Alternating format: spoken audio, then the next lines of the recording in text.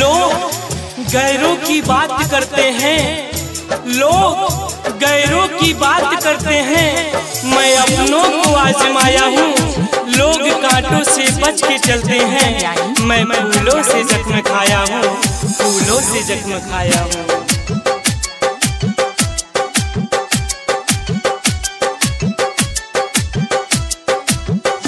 जितना रोवा तारू हमके जगह हवे खातिर, जितना रोवा तारू हमके जगह हवे खातिर, काश तनिका से रोवल हो पावे खातिर, काश तनिका से रोवल हो पावे खातिर, प्यार कैले रहनी उम्र भर निभावे खातिर, प्यार कैले रहनी उम्र भर निभावे खातिर, काश तनिका से रोवल हो पावे खातिर, काश तनिका से रोवल हो पावे खातिर।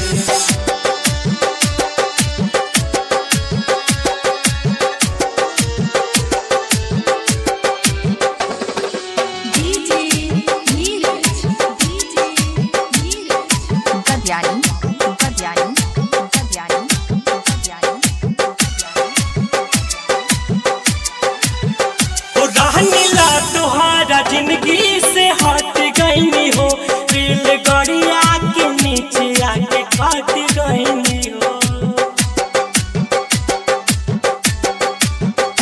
रहनीला तोहारा जिंदगी से हट गई हो, रेलगाड़िया के नीचे आके काट गई हो। याद तनिको न रहल बतावे खातिर, याद तनिको न रहल बतावे खातिर, काश तनिका से रोवल हो पावे खातिर, काश तनिका से रोवल हो पावे खातिर।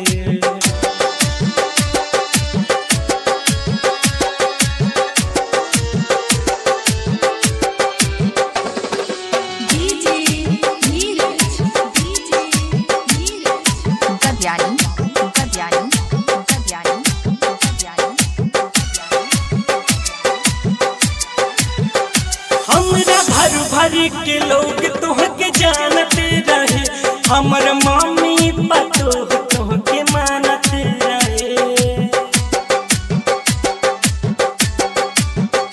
हमरा घर भर के लोग तोहके जानते रहे, हमर मम्मी पतो तोहके मानते रहे।